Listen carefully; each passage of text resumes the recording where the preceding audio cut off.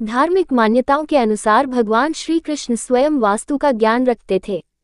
युधिष्ठिर के राज्याभिषेक के समय श्री कृष्ण ने उन्हें राज्य और घर की सुख समृद्धि के लिए वास्तु के उपाय बताए थे।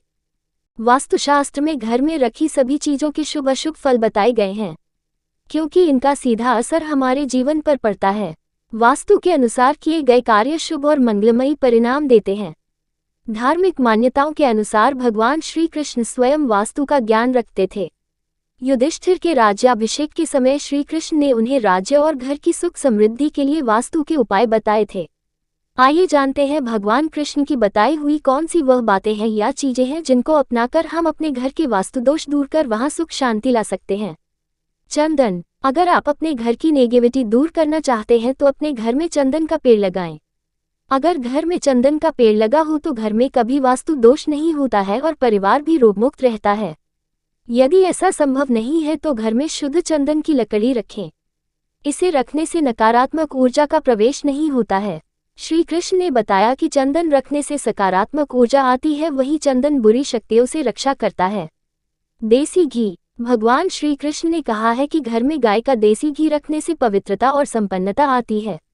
इसके अलावा ऐसा भी माना जाता है कि जहाँ पर घी का दीपक जलता है वहाँ भगवान स्वयं उस स्थान पर उपस्थित रहते हैं और वहाँ पर मांगी गई मनोकामनाएं शीघ्र पूरी होती हैं।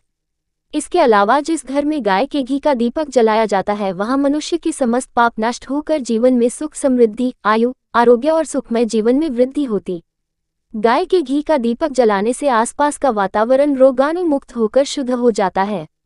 शहद। श्री कृष्ण के अनुसार घर में शहद का रखना बहुत शुभ माना जाता है। शहद एक ऐसा पदार्थ है जो न सिर्फ आपकी आत्मा को शुद्ध करता है बल्कि इससे घर का वातावरण भी स्वच्छ रहता है। यही कारण है कि पूजा पाठ में शहद का इस्तेमाल सर्वोपरि माना गया है। शहद का प्रतिदिन सेवन करने से व्यक्ति स्वस्थ रहता है। जल। भगवान श्री कृष्ण ने बताया कि जहाँ पर जल साफ स्वच्छ हो और जल भंडारण की दिशा सही हो वहाँ सुख समृद्धि बनी रहती है। घर की उत्तर पूर्व दिशा यानी ईशान कोण में पानी की व्यवस्था होनी चाहिए।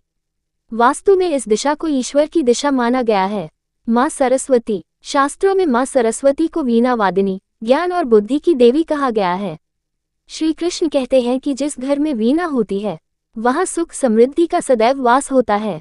घर में रखी वीणा परिवार के लोगों को विवेक प्रदान करती है। माँ सरस्वती का पूजन व्यक्ति को निर्धनता से दूर रखता है, उसकी बुद्धि को शुद्ध रखता है। इसलिए कमल पर विराजमान माँ सरस्वती की तस्वीर या मूर्ति घर में जरूर रखें।